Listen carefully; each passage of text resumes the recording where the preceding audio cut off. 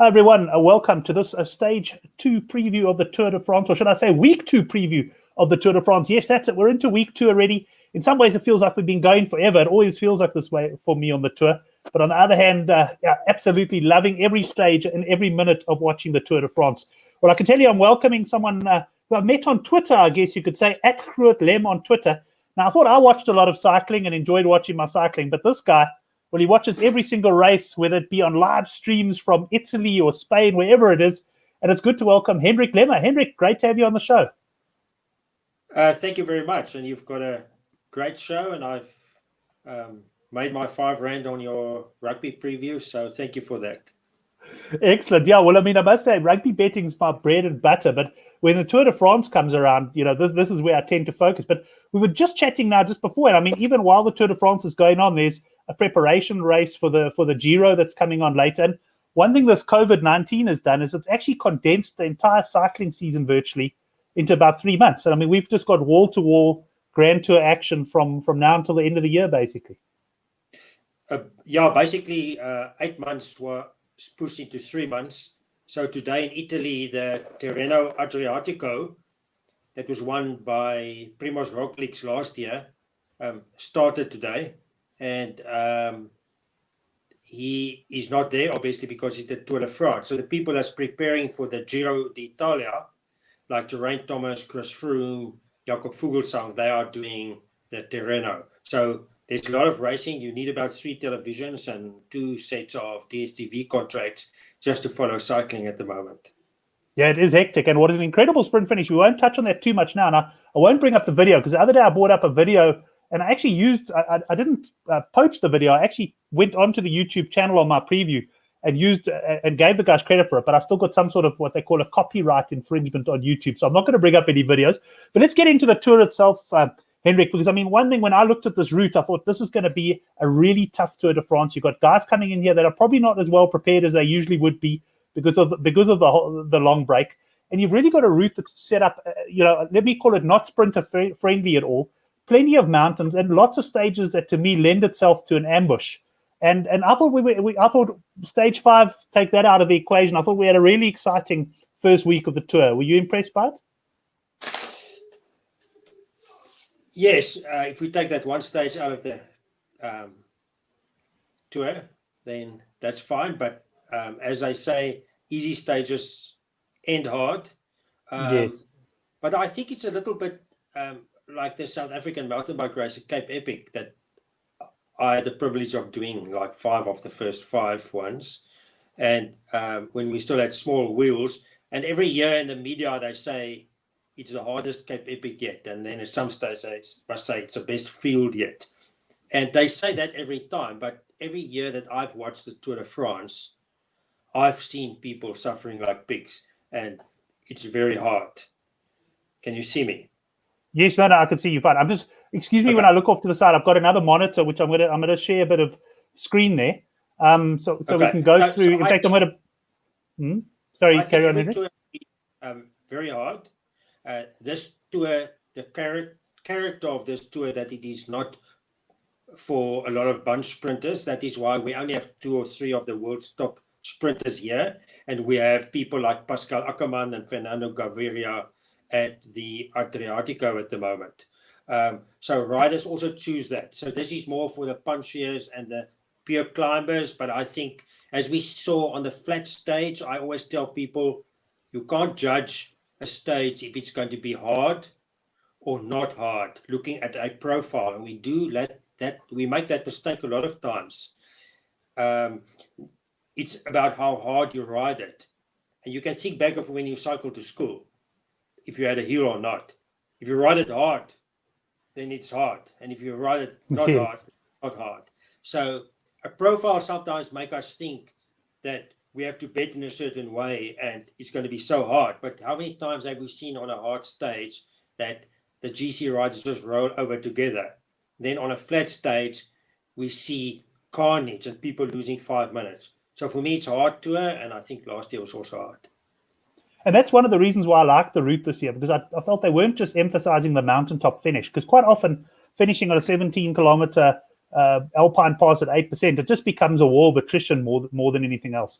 Whereas here we've got a lot of like sort of say 7 kilometer climbs with a downhill and then a short flat. And I thought it really lends itself to some open riding. But one of the things that I've discovered as a punter, which you having done a lot more actual riding would have known beforehand, what a lot of people, and I think what a lot of people new to cycling wouldn't realize, for me, perhaps the most important thing is actually the wind.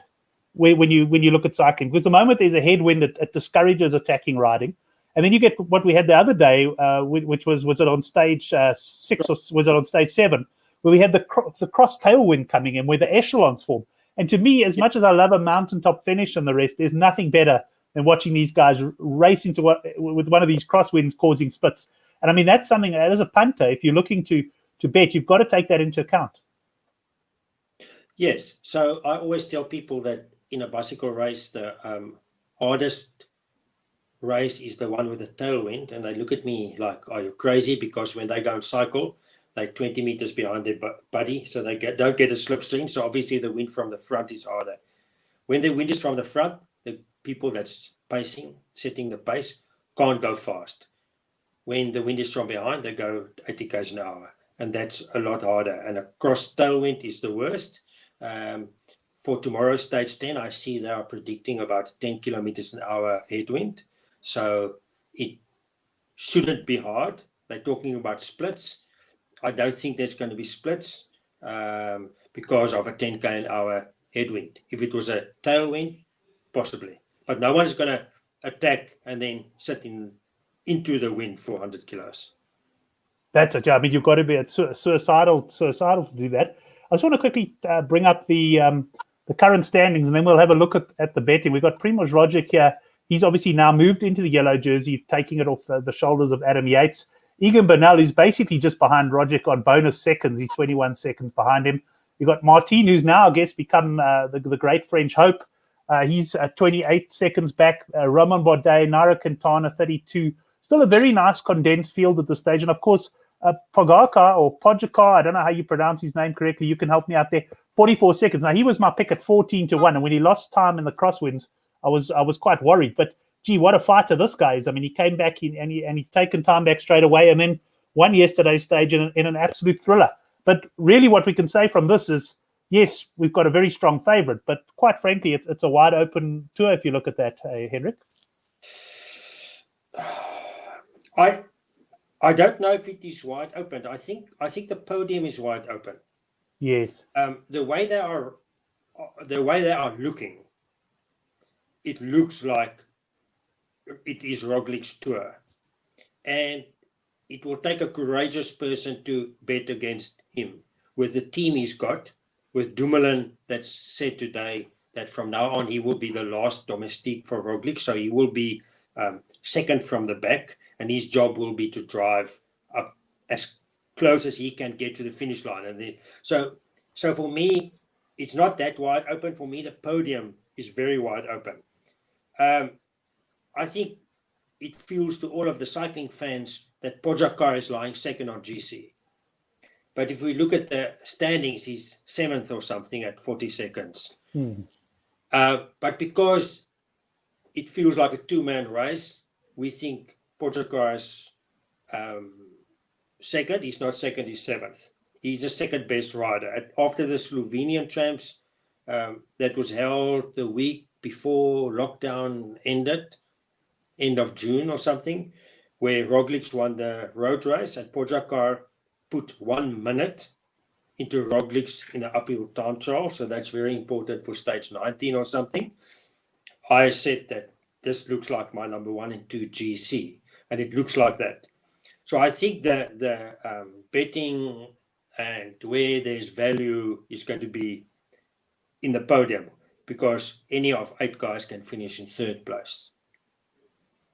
Right. And I mean, the other thing to note, I mean, Roglic here, I'm just on World Sports Betting side, but he's a 6-10 favorite. As you say, I mean, all going well, it's going to be really hard to topple him. The thing is, we know in a 3-week Grand Tour, anyone can have a bad day or quite frankly have bad luck.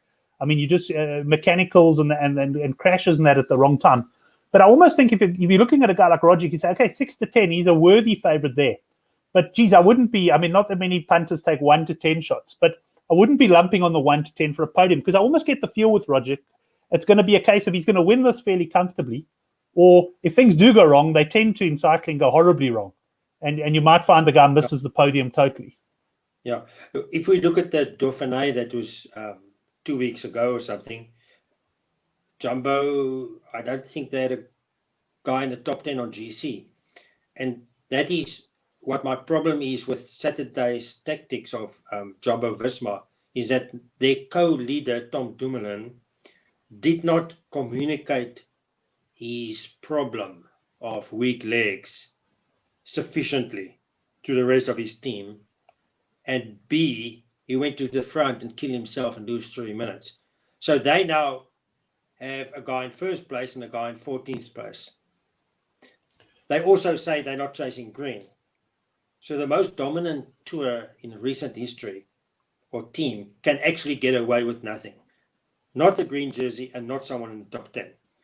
I saw your Twitter post on that. I found that interesting, because what you suggested there as well is, I think when Dumoulin didn't have the great legs, it would have been a far better tactic for them to actually do what Ineos did on the one stage and actually just sort of set a tempo that maybe made it hard to attack, but not so hard that it drops him. And by coming out, and I agree with you, he sacrificed himself too early. It wasn't necessary at that point. And the people that killed him was his own teammates. Yes. It was Wout van der Poel. So he should have gone on his radio and he said, go a bit slower, I'm a co-leader. But he didn't. So anyway, so that's their tactic. So I'm just saying that's very risky. Pogačar looks like the second best rider. I had the privilege of attending the last week of the Vuelta last year as a cyclo-tourist, and I saw 1 or 2 stages where Pogačar in his first Grand Tour as a 21-year-old won 3 mountain stages. So the thing of, can this 22-year-old youngster in his first Tour de France do a 3-week race? I think he proved it last year in the Vuelta at the age of 21. And we know the people that's been cycling with their kids or playing rugby with their kids when they grow up. The difference in a young boy of 18 to 19 or 19 to 20, how they grow and how they get stronger. So I don't think there's a problem there. So for me, that is the first 2, and then the rest is wide open. And just what did you think that stage where Pogačar on Saturday, where he pulled back the 44 seconds or so of the time that he'd lost the day before? Now, when they were on the climb, he attacked, and Roglic was the only one who could go with him immediately. And then the group, as often happens in cycling, it's like attack, everything gets burst open and then gradually comes back together if the attack doesn't stick. But what interested me a little bit was when Pogačar went again, then Roglic didn't follow the second time around. Now, do you think that was a case of not quite having the legs or just racing cleverly? Because at the end of the day, he has everything in his favor here, and there's probably no need to kill himself chasing. And he'd rather sit behind the wheel of Quintana and say, well, you bring him back. That's correct. They're 2 riders that's going to be teammates at the World Championships in 2 weeks' time from Slovenia. Pogačar is a bit of he looks at as Roglic as his mentor, as let's say the young Skulk junior that starts playing rugby and he looks up to whoever, my neighbor Jan Boland could see her or whatever. And so they have a relationship as friends and a mentor-apprentice on different teams. Pogačar did say that his goal is the podium, but if he has to go through his friend and countryman to win, then he will do that. So I think they don't race. I don't think they race against each other. I think just as Ineos this week, at some stage, I thought they are working for Adam Yates or with Adam Yates to protect his yellow, because in January, Adam Yates is moving over to Ineos. I think that the 2 of them has a kind of a collaboration. Interestingly, today, Miguel Angel Lopez, Superman from Astana, one of the riders in the top 10, there's about 4 Colombians, said that there is a chance that the Colombians can actually team up against the Slovenians, because it feels like it's going to go that way. It's always interesting that I remember years ago, and I can't remember the exact year, but it was Froome had quite a handy lead, and Quintana was attacking him, and Froome was just starting to fade at the end of the tour. Quintana was clear, and I'll never forget he pulled in behind, I think it was winner Anna Kona or someone like that, a fellow Colombian, but from a different team. And next thing you know, the guy who'd been in the break was actually, helping him pace. So it's all of those. And to me, Hendrik, I've got to tell you that, cycling betting for me is one of the most fascinating things to bet on, because there's so much that, put it this way, I don't bet that big on cycling compared to, say, rugby, because it's just so much that you have to take into account. And so much can go wrong up the road. I've had situations where I've backed a guy in a break at 30, 40 to 1, and he's been called back because he's got to help his team leader. That type of thing. And you just, even that stage yesterday, everybody was picking guys to win from the break. The general feeling was Mitchelton Scott's going to let the break go. We pictured another day where the break was sort of 12 minutes up the road. And we never really got a break. It was just Mark Hershey who rode an unbelievable race. I think that was something else. Yeah, I think I was one of the few guys that said it's going to be GC day, because you don't get two of those gifts 2 days. I did see that tweet of yours, yes. I don't think on Saturday, Pogacar, I know he wouldn't have won by 40 seconds if he didn't lose time in the crosswinds. Yes. So a lot of times we look at the performances of riders and we say, wow, this guy just rode 40 seconds out of the best guy, so he's now the best. No, he was allowed to do that. So it was similar to a breakaway. So I think if Pogacar was at the same time of Roglic, Roglic would have gone with him. That's my feeling. Yes. That's my feeling. I don't think he would have allowed that to happen. Yeah, because I get the feeling that Roglic. No, sorry, I was going to say, I get the feeling Roglic is being managed, because I remember, I think it was in the Giro where he was quite a favourite. Was it last year or the year before? And he was looking unbeatable for 2 weeks. And then all of a sudden he sort of hit the wall. And since then, he's actually, I think he's riding as much as he can within himself, knowing that he's got the punch to take the bonuses on the line. And he's also got the time trial on the last day. So I hear you there. It was just interesting to me that he went with the first one, and then he almost elected not to go with the second one. And it might just have been sort of clever riding on his part. But one thing... The second one, Cortana maybe was with him, and he didn't want to pull someone with. That's a danger. Fair enough. So the way they're racing now is they are eliminating people day by day. So they've eliminated Thibaut Pinot, and they eliminate the next guy, and Simon and Yates is eliminated. And every day, and I actually thought on Saturday they should have killed Bernal, and they didn't. And maybe it will come back to bite them. So it seems like the tactic at the moment, if you take time bonuses away and sprint bonuses away, then Roglic is actually not in the lead. But if he can just chip off 6 seconds here, 8 seconds here, he's going to have a minute by another 5 mountain stages. And other guys that don't have the speed and the acceleration will have to do something very special to take a minute. So this is the way he has to ride to win the Tour. That's it. And you've got to put pressure on not only him, but his team as well. But let's touch on Bernal, because he, of course, he's sitting 7-2. He's been second favourite all the way. It's only after the last couple of stages now that Pogacar's moved into second favourite. But Bernal has always made it clear. And if you think back to his performance last year as well, he wasn't that hot in the first 2 weeks, and he really came on strong in the third week. And that's where he's targeting it. Now, he's got a strong team. You look at a guy like Sivakov, who unfortunately, I think he's actually sitting last, about 2.5 hours behind, but that's because of crashes early on. A guy like that rides back into form. Bernal could yet be a big factor in the third week. Yeah, he is the second favourite or third favourite for a good reason. He's a defending champion. I'm always wary of someone that comes into the Tour with an injury. And Thibaut Pinot, on their social media in the week after the first or second stage, they said that he spends 2 or 3 hours a day with a physio to try and sort out his back. And my first reaction was that this guy is not going to get enough recovery and rest. And sleep and rest is a very big part of it. So I'm not sure how Bernal's back problem is. He stopped at Dauphiné. He didn't start the last stage because of a back problem. The Tour de France started only a week or so later. So for me, that is a concern. It is basically for people that's watching the show that's done the Cape Epic. It's 3 Cape Epics in a row, or it's 20 Comrades marathons. And recovery is big. So I still have quite a big bet on that Bernal will not be on the podium. You can get about 2.2 now at Sun. Yeah, I if I see. get So confused. in fractional terms, it's just over 15-10 at Sunbet. Yeah, Yeah. just popping on now to have a look. So there's a cycling team of Michael Matthews called Sunweb. There's just betting site Sunbet. Yes. And I sometimes tag the wrong people. Right. So, It'll be a natural sponsorship for Sunbet, that. yeah.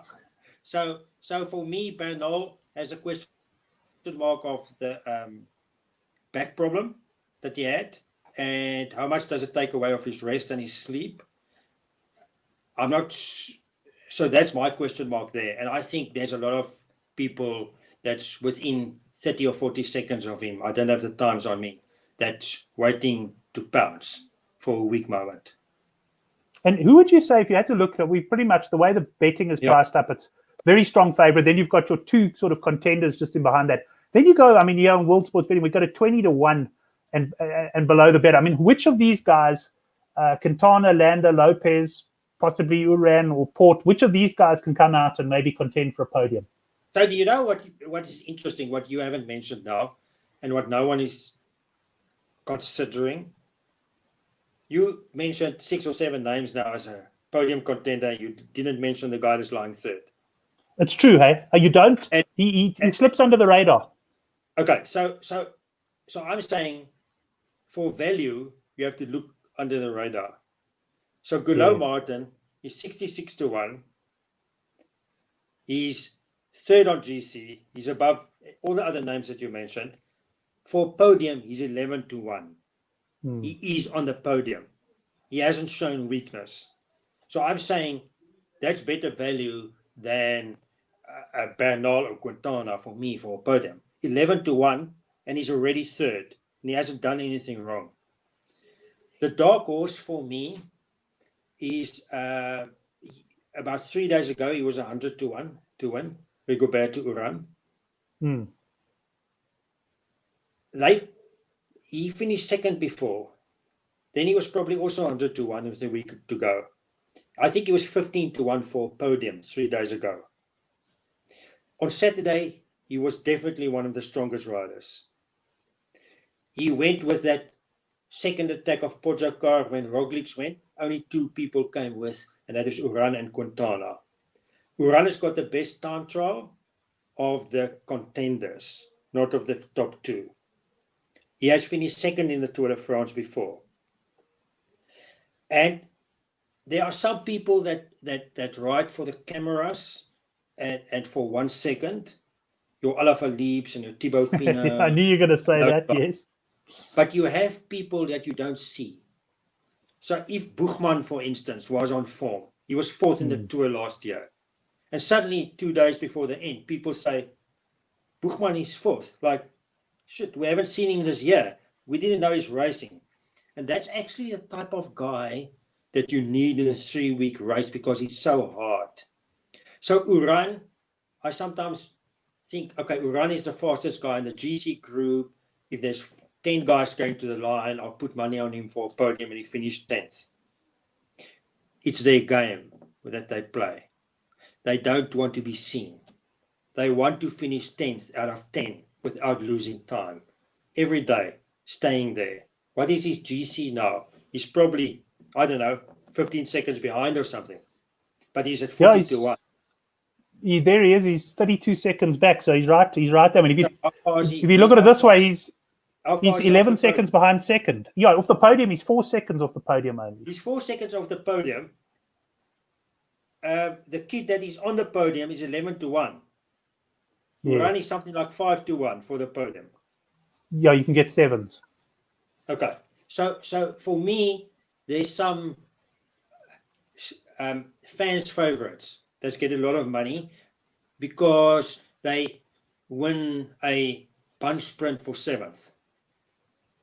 And Uran is just there in his 12th place, but he didn't lose any time. So he's a dark horse, and Quintana, for me, is another favorite. Quintana came into the Tour. He started the season brilliantly before lockdown. No one could touch him. Then about 2 weeks before lockdown ended in Colombia, he had a little accident where a car bumped his knee. And he came into the first race after lockdown, was the Alpe d'Huez Challenge, where Vlasov won, the Astana guy that's riding with Fuglsang now in the Giro and the Tirreno. And the question about Quintana was, how's his knee? I haven't seen anything that there's anything with his knee. He is a Grand Tour winner. So I think over the 3 weeks, the experience and the teams and stuff is going to be important. His problem, Quintana, is a weak team. Yes, one rider. So I'm having supper.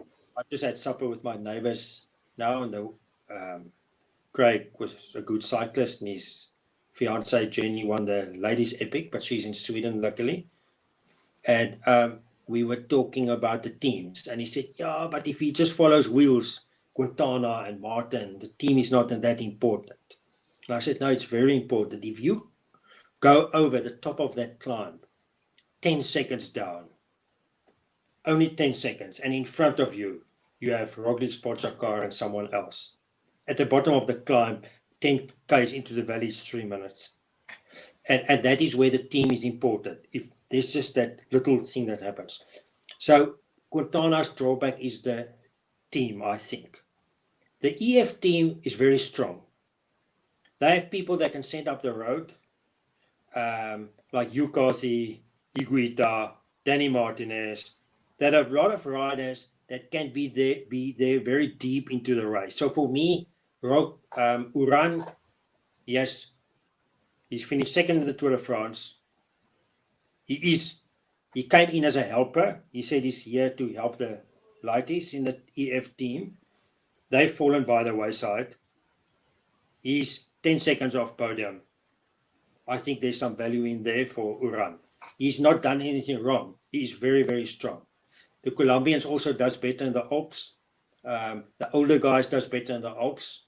The Pyrenees are climbs where the acceleration of the youngsters, it's sharp, it's acceleration. The Alps, for my second honeymoon, I did the Trans-Alps with my wife, and we started the one morning at 9 o'clock with a climb, and at 12 o'clock or lunchtime was top of the first climb. But I entered the race and I was like, yeah, man, the Oaks are doing it on the Tour de France, and it looks like you just go around the switchbacks and like 7% and nothing. And it's like a 25 or 30K climb at 10%, it takes you the whole day. So that is where they are good at. And it's also higher at altitude. So I will go towards the Colombians, Uran and Quintana, the other Colombian that we haven't talked about, that we know he can fly. He probably has the best team on the whole tour, and that is Miguel Angel Lopez, Superman Lopez. A guy that can have a bad day, like Mikel Landa. They do well for 20 days and they have one bad day, and Thibaut Pinot and the whole country cries, and it's like, yo, what's wrong with this guy? I made a little list here of the Astana team. If you just look at the names. Luis Leon Sanchez in the Spanish white jersey that I've tipped 1 or 2 stages because he's just looking so good. On the day that they were in the crosswinds where everyone lost time, at some stage he was chatting at the back with Alaphilippe. I saw that, yeah. He looked so relaxed. They were having jokes. After the stage, Sanchez just pushes him. He just won the Spanish championships. Spain's got good cyclists. They've got Lutsenko. They've got Umar Freire. They've got the 2 Izagirre brothers. So if Lopez has legs, he is a dark horse. So I'm tending to go with the Colombians and not the Europeans going into the Alps because of altitude, the length of the climbs, and I'm not sure what they did there during lockdown. I think they had some good training. Some good altitude training there in Colombia. Yeah. But certainly, I mean, I must say, I took a bit of Lopez at the start. I think at 10 to 1 a podium. I quite liked him in the Dauphiné. I just felt he was coming on the right way. I was a bit disappointed with him on Sunday, though. He finished in the group with Yates. He lost a bit of time there. So I was a bit disappointed. But like you say, he's prone to the odd bad day. He's got a strong team. And I know I fully agree with you how important a team is. Particularly, you look at a Tour de France like this. If you want to win the yellow jersey, and assuming nothing goes wrong with Rogic, you've got to be leading going into that time trial because you're not going to beat him in the time trial. So it means you need to have. I mean, let me put it to you this way: there are very few guys in that top section there. There's lots of guys who can win the yellow jersey, but there's not many who's got the team to defend the yellow jersey. And if you look at a guy like Quintana, if he went into yellow this week, there's no ways he's keeping it all the way through. He just doesn't have the team even to control the flatlands. No, then Thomas de Gent is going to win like 3 stages or something. Yes, that's it. So you've identified your sort of dark horses there. I mean, just in terms of what we got to look forward to this week, Hendrik, I see we got tomorrow's stage we've chatted on briefly, and just to let people know, I'll be doing a preview of the stage tomorrow morning, so you can subscribe to the YouTube channel and catch that. And then I think we got another sort of sprint stage, but we build up to some more climbing on the weekend. Yes, so next Sunday, so it also will come into play as a King of the Mountain, the polka dot thing, where we all scratch our heads, who's the 80-1 or the 100-1 guy that's going to win the polka dot jersey that's out there. And he is out there. It is not someone that's leading now. It's not Kosnefroy or his teammate. And the 2 summit finishes next Sunday, stage 15, and the following Wednesday, I think, stage 17, they have out of category finishing climbs where they double the points. So It's 40. The leader now has something like 32 points. If you win one climb, there's 40 points. Yes. So the King of the Mountain winner hasn't started to race again. If Jumbo Visma sits in front like the Dauphiné and they control, and it means that those 2 stages will be raced by the GC guys, Pogačar and Roglic, then that means that they will probably be King of the Mountains, because there's 80 points for 2 HC climbs. It will probably not be like that. Tom Dumoulin said today that they are not going to. It seems like they will let breaks go away and win stages for the next 2 weeks. They are not chasing any stages. They are not interested in green. They're not interested in stages. They just want yellow. So they are not going to kill themselves on a stage like tomorrow is flat. It's up to the team of Bennett and Caleb Ewan and Thomas de Gent to chase. Little bit of headwind. I don't think it's going to be action. It's going to be normal sprint, guys. Stage 11 flat again, and then so that's Tuesday, Wednesday. On stage 12, we have a Cat 3 and a Cat 2 in the last 40 Ks, and that is on Tuesday, Wednesday, Thursday. And Thomas de Gent famously said that his breakaway stages that he targets is the one that's too hard for the sprinters and not hard enough for the GC guys. Yeah. So it's that stage that's in between that people don't know, is this going to be a GC day or a sprint day? And that is a day that people like him target. So I think Thursday with a Cat 3 and a Cat 2 is too hard for the sprinters. It's something that Trentin will maybe try and target. Maybe that will be closed. Trentin currently is 90-something point in a points jersey. If you look at all the climbs coming in next 2 weeks, I think there's only 4 sprint stages left in 2 weeks. Not a lot of opportunities for sprinters. There's a lot of opportunities for people that can climb and sprint. Trentin is quite far down. Yeah, he's sitting on 98 points, 40 points behind Sagan. I actually took Trentin. He was one of my main bets at the start. I took him 11-1 for a podium on the green jersey, exactly for the reasons you mentioned. I thought this tour really does suit a guy, and I'm not necessarily saying to win it because if Sagan and Bennett look hard to oppose it, but I mean you never know. One of them could drop out or whatever. One sprint is 50 points. So that's it.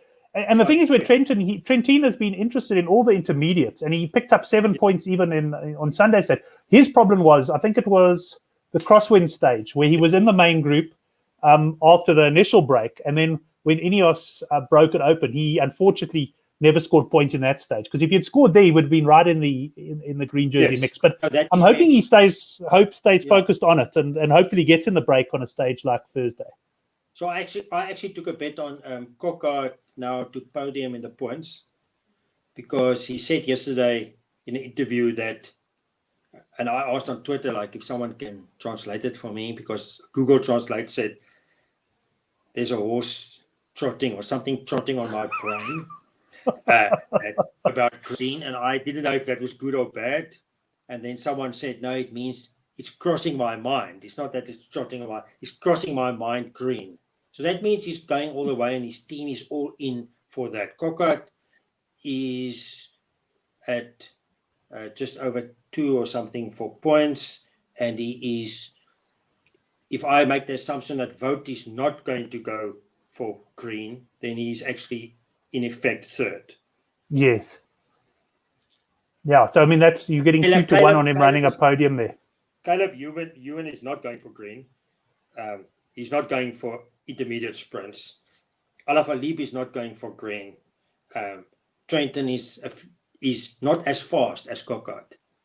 So Trenton is like Sagan against Bennett.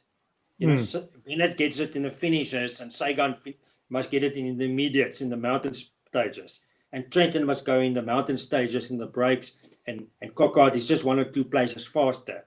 And now we have a situation where already Nazzolo is not there, so that he moves up 1 spot. And there will be another sprint or 2 that pulls out.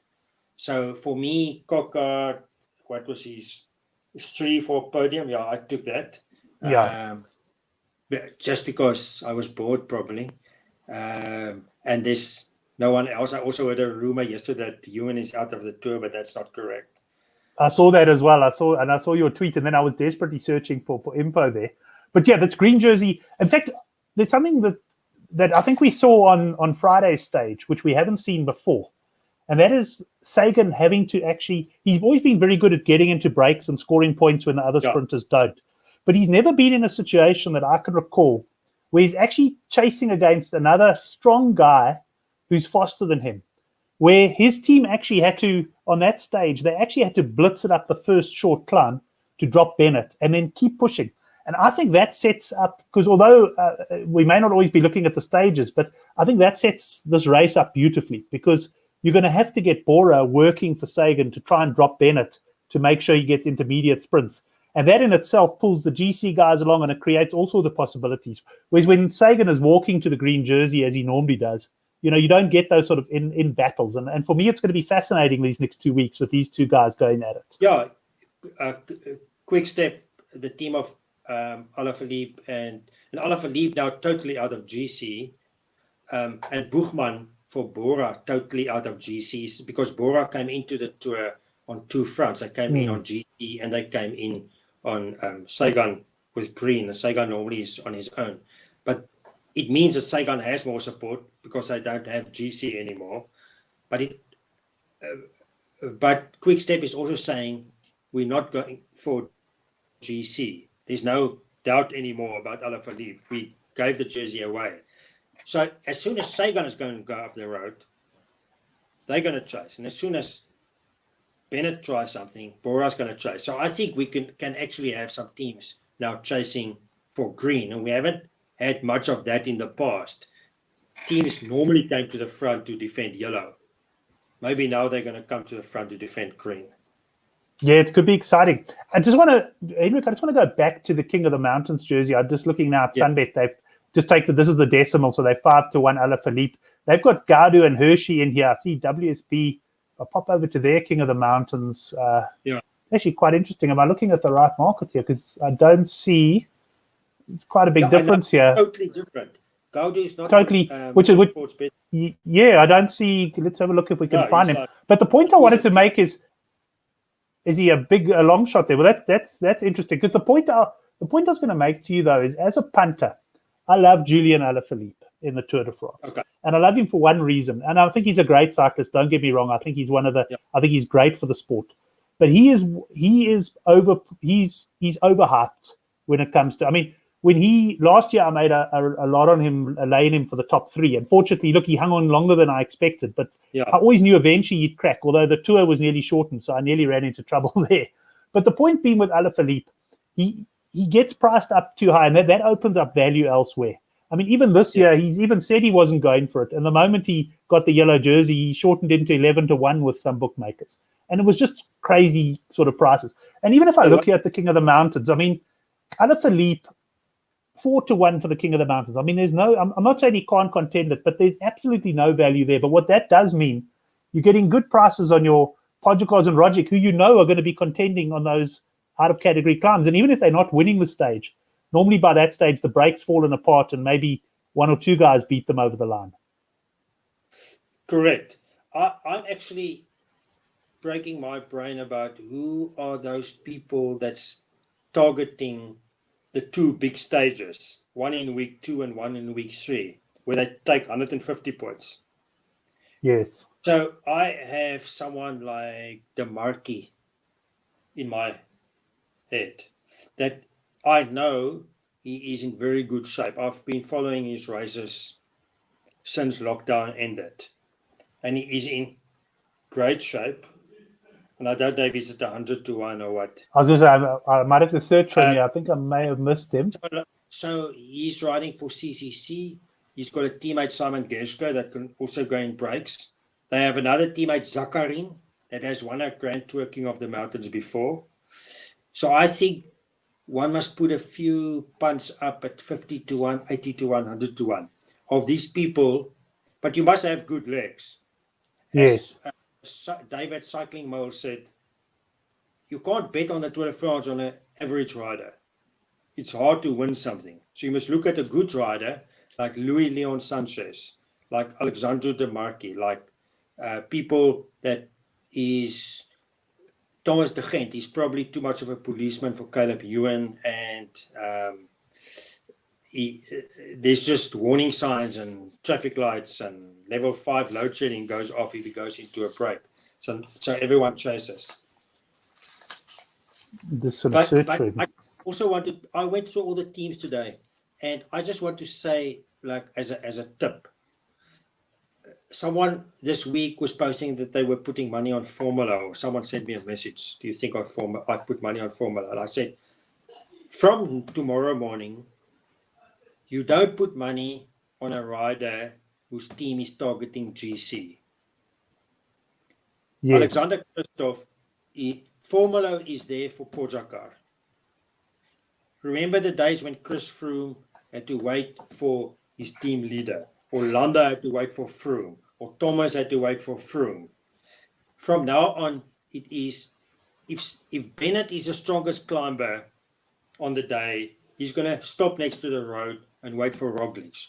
His Formula is the strongest climber, or in the break, he's going to sit next to the road, have a cup of coffee and wait for Podgorkar.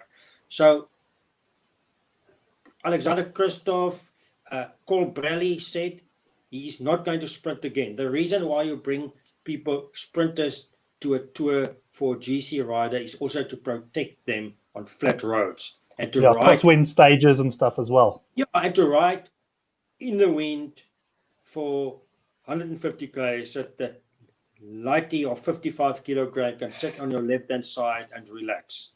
So you don't put money on teammates. So for that, UAE will not have a stage winner. Bahrain Merida will not have a stage winner. You don't have to put money on any of them. But you can put money on a Bora rider, where you couldn't in week 1. Because now that Buchmann's gone. Yeah. Oh, Buchmann 18th. Now you can say, Schachman, Kamna, Daniel Oss. Okay, Oss is with Sagan. They're like twins. Schachman, Kamna. You can look at a team like CCC for breakaways. Cofidis, they've got a rider in 3rd place. Are they going to send someone up the road and leave Galo Martin on his own? No. So, Groupama FDJ,